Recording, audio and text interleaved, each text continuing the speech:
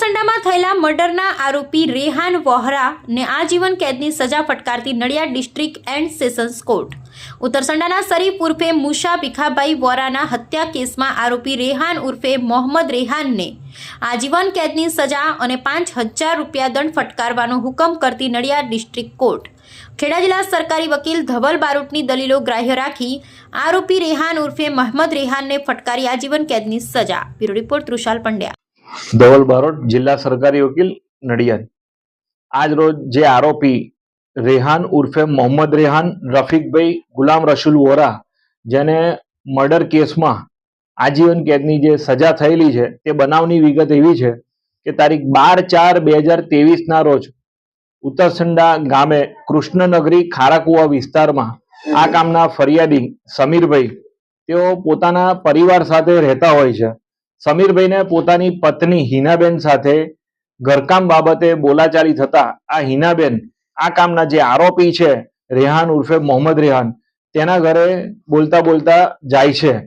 આ જે હિનાબેન છે એ સમીરભાઈ જે ફરિયાદી છે આ કામના, એની બહેનના વિશે ગમે તેમ બોલતા આ જે મરણ જનાર છે શરીફ ઉર્ફે મુશો, તે પોતાની ભાભીને એની પોતાની બહેન વિશે ગમે તેમ ન બોલવા માટે સમજાવવા માટે આ આરોપીના ઘરે જાય છે અને ત્યારબાદ આરોપી અને આ કામે મરણ જનાર વચ્ચે ત્યાં બોલાચાલી થાય છે.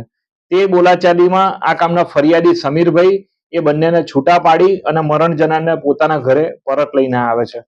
ત્યારબાદ અડધો કલાક પછી મહિલા હેલ્પલાઇન ઉપર કોઈએ ફોન કરતા 181 મોબાઈલમાં આવી જતા આ પતિ પત્ની સમીરભાઈ અને એની પત્ની બંનેને સમજાવે છે, બેસીને વાતો કરે છે. તે દરમિયાન આ આરોપી જે છે રેહાન ઉર્ફે મોહમ્મદ રેહાન, તે ઉશ્કેરાઈ જાય છે અને આ કામે ફરિયાદી સમીરભાઈ અને તેના જે મરણ જનાર ભાઈ છે મુશા, એ બંનેને ગાળો બોલવા લાગે છે. તે સમયે પણ આ 181 વાનમાં આવેલા જે અધિકારી હતા, મહિલા અધિકારીઓ, તેઓએ પણ આ કામના આરોપીને સમજાવી અને શાંત પાડવા પ્રયત્ન કરેલો. ત્યારબાદ આ હિનાબેન તરફથી ફોન આવ્યો છે તે સમજ સાથે 81 મોબાઈલ લાઈન વાળા આ હિનાબેન અને તેના પતિ સમીરભાઈને ગાડીમાં બેસાડી અને પોલીસ સ્ટેશન ખાતે લઈ જતા હોય છે.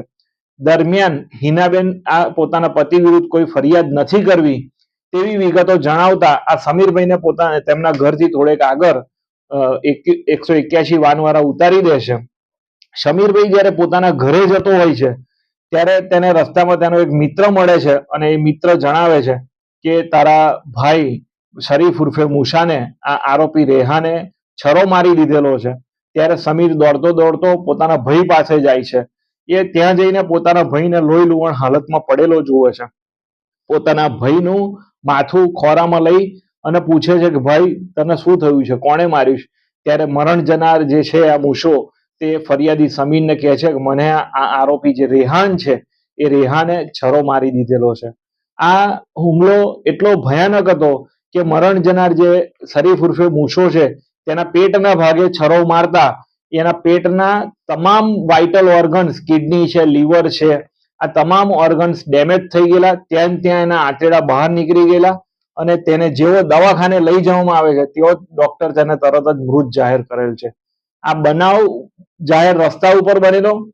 ગામના આડોશ પાડોશના લોકોએ પોતાની નજરે આ બનાવ જોયેલો અને આ તમામ જે બનાવ બન્યો એ બનાવના અનુસંધાનમાં મરનારના ભાઈ સમીરભાઈએ પોલીસમાં ફરિયાદ આપતા પોલીસે ગુનો રજીસ્ટર કરી તપાસ આચરેલી, જેમાં ફરિયાદીનું તથા નજરે જોનાર સાહેબોના નિવેદનો, મેજિસ્ટ્રેટ રૂબરૂના નિવેદનો પણ લેવડાવેલા.